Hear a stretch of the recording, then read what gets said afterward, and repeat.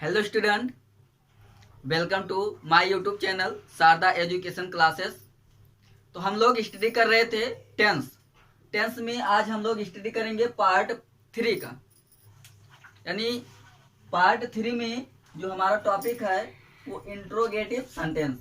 अब interrogative sentence में यानी इसके पहले प्रीवियस वीडियो में हम लोग पढ़ चुके हैं निगेटिव सेंटेंस, और उसके प्रीवियस वीडियो में हम लोग पढ़े थे प्रेजेंट इंडेफिनिट टेंस का सिंपल सेंटेंस। ठीक, तो आज का जो हमारा टॉपिक है वो है इंटेरोगेटिव सेंटेंस का ट्रांसलेट कैसे बनाएंगे। तो सबसे पहले समझेंगे कि आपका जो इंट्रोगेटिव सेंटेंस क्या होता है, कैसे पहचानते हैं। अगर आपके सामने कोई सेंटेंस आ जाए तो उसे कैसे पहचानेंगे, कैसे ट्रांसलेट करेंगे। तो एट फर्स्ट आपको क्या करना है, सबसे पहले तो इंटरोगेटिव सेंटेंस को या उसका डिफिनेशन जो होता है उसे पहचानना है। तो जो आपका प्रश्नवाचक शब्द यानी इंटेरोगेटिव जो सेंटेंस है, ठीक है, प्रश्नवाचक वाक्य यानी जिस वाक्य में क्वेश्चन पूछा जाता है, प्रश्न पूछा जाता है, ठीक है, वो होता है आपका प्रश्नवाचक वाक्य। ठीक, जो आपका इंटरोगेटिव सेंटेंस होता है वो यानी देयर और टू टाइप, कितने टाइप के होते हैं, 2 टाइप के होते हैं। फर्स्ट है आपका एसनो टाइप और दूसरा है आपका डब्ल्यूएच टाइप। ठीक, यानी अगर आप ट्रांसलेट बना रहे हैं तो इंट्रोगेटिव सेंटेंस का अगर आप ट्रांसलेट बना रहे हैं तो वो 2 टाइप में होता है, और दोनों टाइप का जो रूल्स होता है वो अलग अलग होता है। ठीक, अब इसमें देखेंगे जो आपका फर्स्ट है यानी एसनो टाइप, एसनो टाइप का ट्रांसलेट कैसे होता है, कैसे बनता है, वो क्या होता है आपका एसनो टाइप, क्या डब्ल्यूएच टाइप होता है, वो समझेंगे। तो सबसे पहला जो आपका हेडिंग है वो है एसनो टाइप। देखते हैं क्या है, यदि सेंटेंस का प्रारंभ क्या शब्द से हुआ हो तो वह एसनो टाइप होता है। समझेंगे, अगर आपके सामने कोई सेंटेंस आया है और उसका जो स्टार्टिंग है, जो प्रारंभ है, वो क्या शब्द से हुआ, किससे हुआ हो, क्या शब्द से हुआ हो, किससे, क्या शब्द से, ठीक है, तो वो कौन सा टाइप होगा, इंट्रोगेटिव सेंटेंस का वो एसनो टाइप होगा। यानी इंट्रोगेटिव सेंटेंस का कौन सा टाइप होगा, एसनो टाइप होगा। ठीक, अब ये तो कंफर्म हो गया कि एसनो टाइप यानी अगर आपको पहचानना है तो सेंटेंस के प्रारंभ में क्या शब्द आया होगा तो आपका वो एसनो टाइप होगा। सेकंड चलते देखिए, एक तरीका और है एसनो टाइप को पहचानने का, जिस सेंटेंस को पढ़ने से यह लगे कि आप इसका आंसर यस और नो में दे ले जाएं। अगर आप यस और नो में आंसर दे सकते हैं उसे, तो वो आपका एसनो टाइप होता है। मान लीजिए कोई भी सेंटेंस है, जैसे है क्या राम बाजार जाता है। ठीक, तो क्या राम बाजार जाता है, उसमें आपका जो स्टार्टिंग है वो क्या शब्द से है। अब इसमें गेस लगाइए आप लोग कि क्या राम बाजार जाता है।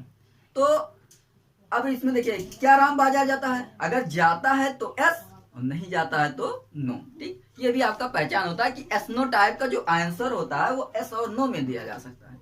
यानी एसनो टाइप का आंसर किसमें दिया जाता है, एस और नो में। ठीक, अब बात आती है कि कैसे ट्रांसलेट करेंगे। तो अंग्रेजी में अनुवाद करते समय वाक्य में आए हुए क्या शब्द की अंग्रेजी नहीं लिखते हैं, बल्कि सब्जेक्ट के अनुसार हेल्पिंग वर्ब डू डज को सर्वप्रथम लिखते हैं। समझने की बात है कि जब भी आप क्या करेंगे, एसनो टाइप का ट्रांसलेट बनाएंगे तो उसमें क्या करना है, जो क्या शब्द आया होगा, ठीक है, सेंटेंस में, तो उस क्या शब्द की अंग्रेजी नहीं लिखेंगे, बल्कि क्या करेंगे, बल्कि सब्जेक्ट के अनुसार हेल्पिंग वर्ब। अब इसमें हेल्पिंग वर्ब आपका क्या लगेगा, डू या डज, तो उसको क्या करेंगे, सर्वप्रथम लिख देंगे। ठीक, अब ध्यान से सुनना कि यदि सेंटेंस का प्रारंभ क्या शब्द से हुआ है तो आपका वो एसनो टाइप होगा, जिसका आंसर आप एस और नो में दे सकते हैं। और अंग्रेजी में अनुवाद करते समय वाक्य में आए हुए क्या शब्द की अंग्रेजी नहीं लिखते हैं, बल्कि कर्ता के अनुसार, सब्जेक्ट के अनुसार हम हेल्पिंग वर्ब को सबसे पहले लिखते हैं। ठीक, तो अब चलिए देखते हैं कि इसका स्ट्रक्चर कैसा बनेगा। ठीक है, यानी स्ट्रक्चर के माध्यम से हम इसको पढ़ेंगे। तो सबसे पहले आपका लिखा क्या जाएगा, डू या डज। ठीक, इसके बाद लिखते हैं हम सब्जेक्ट, फिर वर्ब की first form plus other word और प्लस क्वेश्चन मार्क। यानी अगर आप एस्नो टाइप का ट्रांसलेट बना रहे हैं तो सबसे पहले हेल्पिंग वर्ब को लिखते हैं। अब इसमें हेल्पिंग वर्ब आपका क्या है, यानी प्रेजेंट इंडेफिनिट पढ़ रहे हैं तो उसमें आपका डू या डज आता है।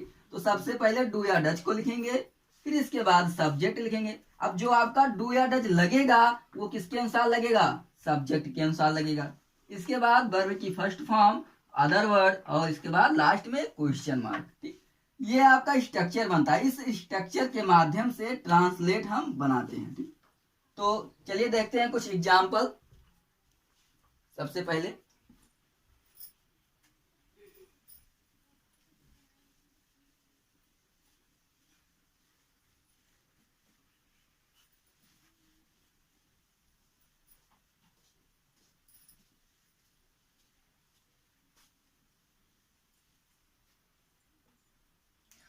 तो फॉर एग्जाम्पल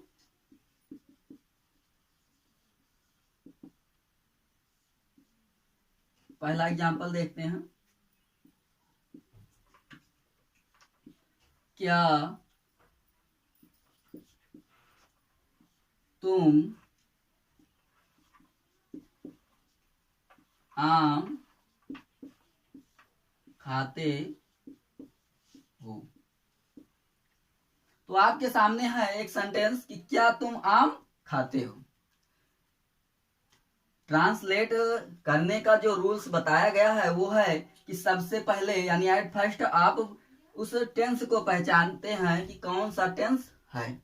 तो टेंस पहचानने के लिए उस सेंटेंस के लास्ट में जाते हैं और देखते हैं कि क्या आया है लास्ट में। तो यहाँ देख रहे हैं ते हो, तो बताया गया था जब हम लोग प्रेजेंट इंडेफिनिट टेंस पढ़ रहे थे तो उसमें जिन वाक्यों के अंत में ता है, ती है, ते है, ताहू आता था वो आपका प्रेजेंट इंडेफिनिट टेंस होता था। ठीक, वो तो हो गया आपका कि ये प्रेजेंट इंडेफिनिट टेंस का है। अब उसमें आपका सिंपल है कि नेगेटिव है कि इंट्रोगेटिव है वो देखना है। तो देखिए क्या लगा है, पीछे क्वेश्चन मार्क लगा है और सेंटेंस पढ़ने से लग रहा है कि क्वेश्चन किया जा रहा है, तो आपका वो इंट्रोगेटिव सेंटेंस है। ठीक, तो अब इंट्रोगेटिव सेंटेंस का कौन सा टाइप है वो देखेंगे। तो अभी हम लोग पढ़े हैं कि जब सेंटेंस का वाक्य का प्रारंभ किससे हो, क्या शब्द से हो, तो क्या शब्द से रहेगा तो आपका वो एस्नो टाइप होता है और जिसका आंसर आप एस और नो में। अब देखिए एस और नो में आंसर देने की बात क्या है कि क्या तुम आम खाते हो। अगर कोई पूछता है कि क्या तुम आम खाते हो, अगर खाते हो तो यस, नहीं खाते हो तो नो। तो अब इसका ट्रांसलेट बनाएंगे सबसे पहले। तो सबसे पहले देखिए एस्नो टाइप में लिखा जाता है आपका हेल्पिंग वर्ब। अब इन्हीं दो में से लगाना है, लेकिन किसके अनुसार लगाएंगे, सब्जेक्ट के अनुसार। सब्जेक्ट कौन है, तुम का क्या होता है, यू। ठीक, तो यू के अनुसार हम लगाएंगे यहाँ पर डू। इसके बाद सब्जेक्ट लिखेंगे डू यू। कौन सी क्रिया कर रहा है, खाने का। खाने का क्या होता है, ईट। क्या खा रहा, आम, तो ईट दी मैंगो। क्वेश्चन मार्क लगा देंगे। सेकेंड एग्जाम्पल,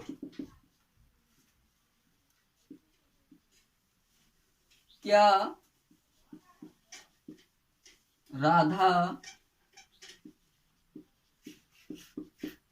अपनी बहन को पीटती है। तो एक नया सेंटेंस आपका दूसरा, इसे ट्रांसलेट करना है। देखते हैं क्या है कि क्या राधा अपनी बहन को पीटती है।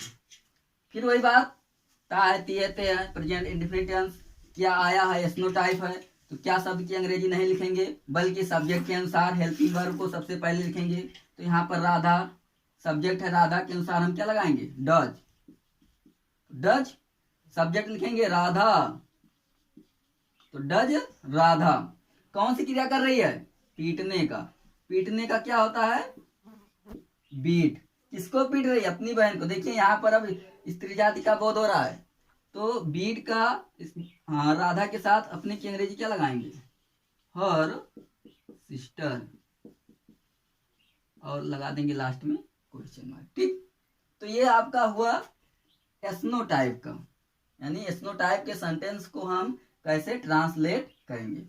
अगर मान लीजिए आपके सामने इंट्रोगेटिव नेगेटिव सेंटेंस आ जाता है, यानी इसी में आ जाए कि क्या राधा अपनी बहन को नहीं पीटती है, तो कैसे बनाएंगे? सीधी सी बात है, ये चौथा पार्ट आपका है इंट्रोगेटिव नेगेटिव सेंटेंस, यानी चार होते हैं, simple sentence, negative sentence, interrogative sentence और एक होता है इंट्रोगेटिव निगेटिव सेंटेंस। तो इसी में पढ़ लेते हैं। अगर इंट्रोगेटिव नेगेटिव सेंटेंस आ जाता है तो क्या करेंगे? हम सब्जेक्ट को खोजेंगे और उसके बाद में क्या करेंगे? नॉट लगा देंगे। यानी क्या करना है? सब्जेक्ट खोजना है और नॉट लगाना है। कब? जब आपका वो सेंटेंस इंट्रोगेटिव निगेटिव सेंटेंस होगा। ठीक, चलो एक एग्जांपल देख लेते हैं।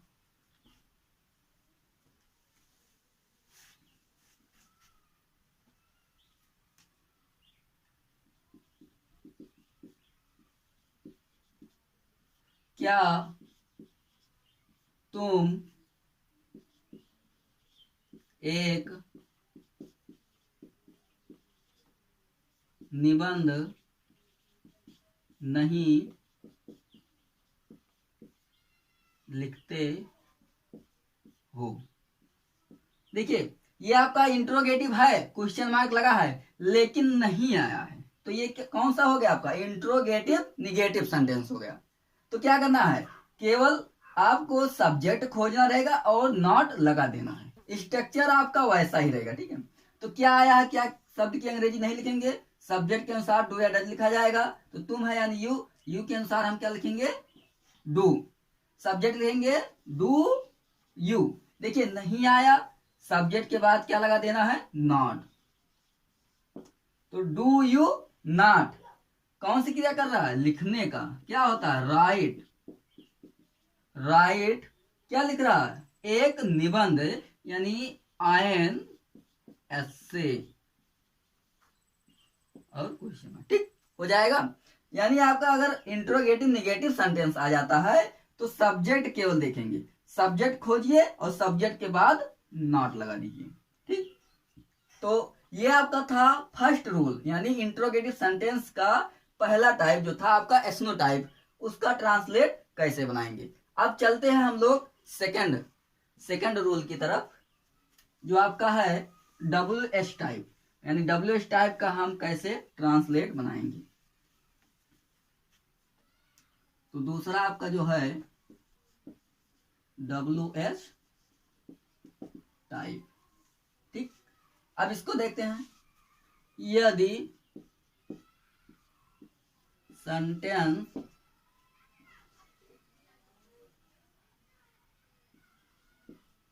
के बीच में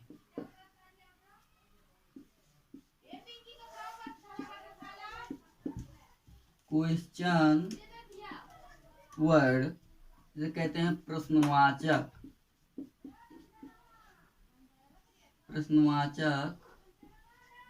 वाक्य, यानी क्वेश्चन वर्ड को क्या कहेंगे? प्रश्नवाचक वाक्य। यानी यदि सेंटेंस के बीच में क्वेश्चन वर्ड यानी प्रश्नवाचक वाक्य। अब देखिए क्या क्या होते हैं वो चीज हम लिख लेते हैं। ठीक है, यानी जो प्रश्नवाचक वाक्य क्या क्या होते, प्रश्नवाचक शब्द। ठीक, अब प्रश्नवाचक शब्द देखिए, क्या, कब, कहाँ, कैसे, क्यों, किसका, किसकी, कितने,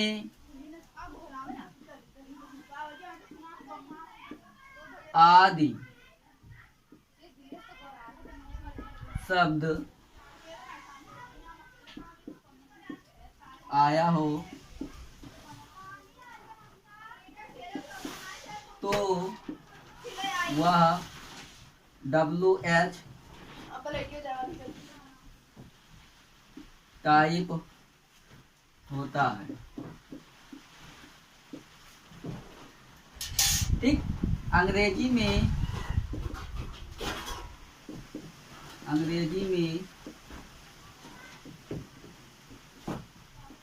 अनुवाद करते समय वाक्य में आए हुए प्रश्नवाचक शब्द को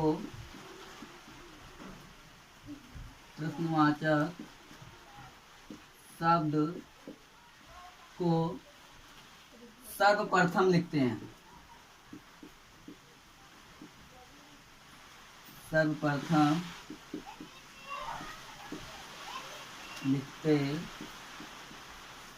ठीक, यानी जो आपका WH टाइप होता है, यदि सेंटेंस के बीच में क्वेश्चन वर्ड यानी प्रश्नवाचक शब्द, ठीक, प्रश्नवाचक शब्द कौन कौन से होते हैं? क्या, कब, कहाँ, कैसे, क्यों, किसका, किसकी, किसने, ये सब आदि शब्द, ठीक है, आदि शब्द आया हो, ठीक, तो वह WH टाइप होता है। यानी अगर आपके सेंटेंस, यानी अगर कोई सेंटेंस है उसके बीच में प्रश्नवाचक शब्द क्या, कब, कहाँ, कौन, कैसे, किसका, किसकी, ये सब बीच में आया हो, तो सर्वप्रथम क्या करेंगे? यानी अगर आप ट्रांसलेट बना रहे हैं तो सर्वप्रथम उसी की अंग्रेजी लिखते हैं। देखिए, यानी अंग्रेजी में अनुवाद करते समय वाक्य में आए हुए प्रश्नवाचक शब्द को सर्वप्रथम लिखते हैं। ठीक, अगर कोई पूछता है कि WH टाइप क्या होता है तो कैसे बताएंगे?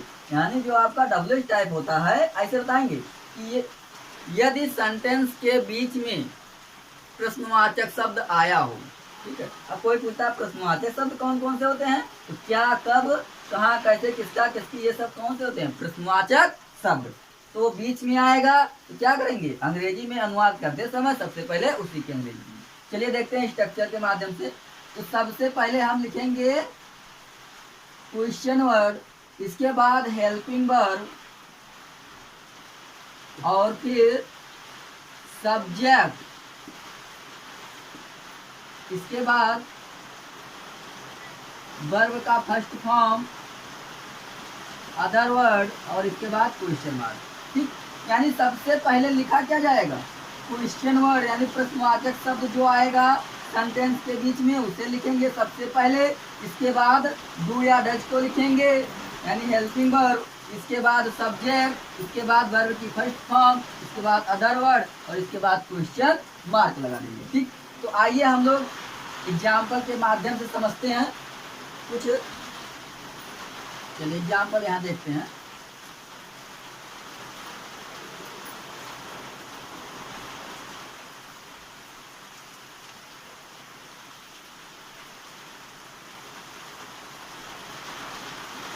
फॉर एग्जाम्पल, पहला है शिकारी जंगल में, शिकारी जंगल में शेर क्यों मारता है। तो आपके सामने एक सेंटेंस है, शिकारी जंगल में शेर क्यों मारता है। कुछ लग रहा है इंट्रोगेटिव सेंटेंस है ही, क्वेश्चन मार्क लगा है और पढ़ने से लग रहा है कि क्वेश्चन किया जा रहा है। तो अब देखेंगे कि एसनो टाइप है कि WH टाइप है। एसनो टाइप तो है नहीं, क्या से स्टार्ट नहीं है। तो देखते हैं जो क्वेश्चन वर्ड है वो बीच में आए कि नहीं। तो शिकारी जंगल में शेर क्यों मारता है, देखते हैं। ये आपका जो क्यों है ये क्वेश्चन वर्ड है। तो क्वेश्चन वर्ड है, ये प्रश्नवाचक शब्द है और अगर आप ट्रांसलेट कर रहे हैं तो सर्वप्रथम क्या करेंगे? क्वेश्चन वर्ड को ही लिखेंगे। तो क्यों का क्या होता है? व्हाई। अब लगाएंगे हम हेल्पिंग वर्ब डू या डज को, लेकिन किसके अनुसार? सब्जेक्ट के अनुसार। तो सब्जेक्ट यहाँ पर कौन है? शिकारी, यानी ये सिंगुलर है तो क्या लगाएंगे यहाँ? डज, तो व्हाई डज सब्जेक्ट लिखेंगे, दी क्या होता है हंटर, तो व्हाई डज दी हंटर कौन सी क्रिया कर रहा है, मारने का, क्या होता है किल, किसको मार रहा है, लायन को, शेर, किल अ लायन कहाँ मारता है, जंगल में, तो kill a lion in the forest. और लास्ट में लगाएंगे क्वेश्चन मार्क।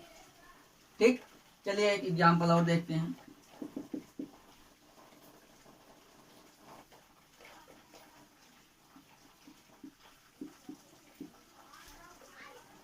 अध्यापक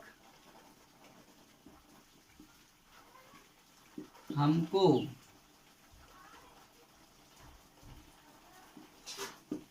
चलो अंग्रेजी ले लेते हैं। अध्यापक हमको अंग्रेजी कब पढ़ाते हैं। ठीक, तो एक जो दूसरा आपका एग्जाम्पल है कि अध्यापक हमको अंग्रेजी कब पढ़ाते हैं, तो देखिए क्वेश्चन वर्ड कहाँ पर है, ये है आपका कब। ठीक, तो एट फर्स्ट इसी को लिखेंगे, तो कब का क्या होता है व्हेन, व्हेन मतलब कब और जब। इसके बाद लगाना है डू या डज, किसके अनुसार लगाएंगे, सब्जेक्ट के अनुसार। सब्जेक्ट कौन है, टीचर, सिंगुलर है तो व्हेन डज, इसके बाद सब्जेक्ट लिखेंगे दी टीचर, कौन सी क्रिया कर रहे हैं, पढ़ाने का, पढ़ाने का क्या होता है टीच। देखिए अब दो चीज है, यहाँ पर दो ऑब्जेक्ट आया है, एक है हमको और एक है अंग्रेजी। तो सबसे पहले क्या लिखेंगे, हमको लिखेंगे कि अंग्रेजी को, देखना ध्यान से। तो जो ऑब्जेक्ट होता है वो एक होता है आपका इनडायरेक्ट और एक होता है डायरेक्ट। ठीक है, तो सबसे पहले देखिए कि when does the teacher teach. अब देखिए हमको का क्या होता है अस, पहले अस लिखेंगे। ठीक है, अस अब क्या पढ़ाते हैं, इंग्लिश, तो अस इंग्लिश।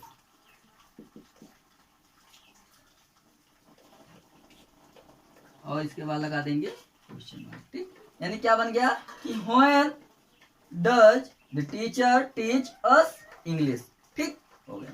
अब मान लीजिए इसी में आपका यानी WH टाइप में इंट्रोगेटिव नेगेटिव सेंटेंस आ जाए, यानी इसमें ऐड रहेगा आपका नहीं, तो उसको कैसे बनाएंगे, कुछ नहीं करना है, बात वही है, सब्जेक्ट को खोजेंगे और सब्जेक्ट के बाद हम क्या करेंगे, नॉट लगा देंगे। ठीक, एक एग्जांपल देख लेते हैं इंट्रोगेटिव नेगेटिव सेंटेंस।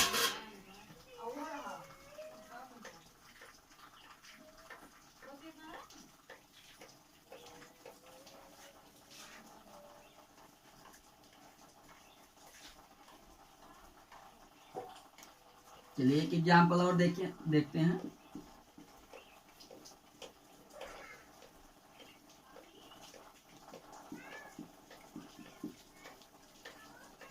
धोबी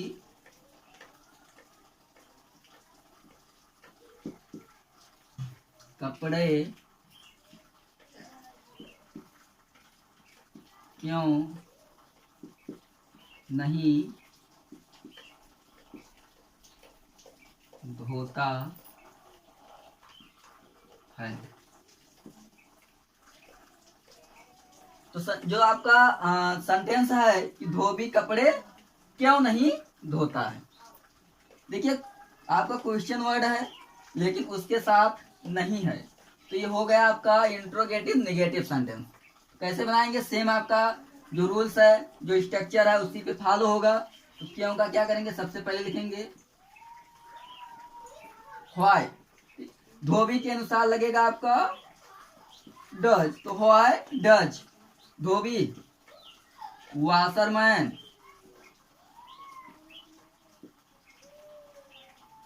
अब यहां ध्यान देना है, हमें लगाना है नॉट, और वो भी सब्जेक्ट के बाद, तो सब्जेक्ट हम लिख दिए हैं, अब क्या लगा देंगे नॉट।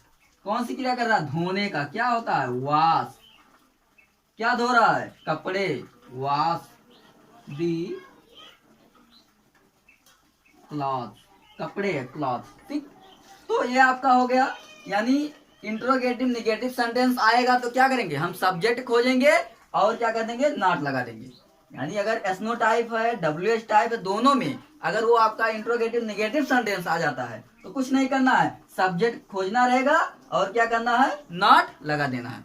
ठीक, तो आज का जो वीडियो है यहीं पे आपका एंड होता है। यानी जो टॉपिक था आपका प्रेजेंट इंडेफिनिट टेंस, वो क्या होता है? वो यहीं पे समाप्त होता है। और नेक्स्ट वीडियो में हम इसके आगे पढ़ेंगे। तो थोड़ा जो वीडियो है वो क्या होता है? लॉन्ग हो जाता है। ठीक है, अब लॉन्ग क्यों हो जाता है? क्योंकि जो रूल है एक एक करके आप लोगों को पढ़ाया जा रहा है, इसीलिए थोड़ा लॉन्ग हो जा रहा है वीडियो। ओके, तो आई होप आप लोग को अगर समझ में आया है तो आप लोग लाइक करें, शेयर करें एंड सब्सक्राइब करना ना भूलें। थैंक्स।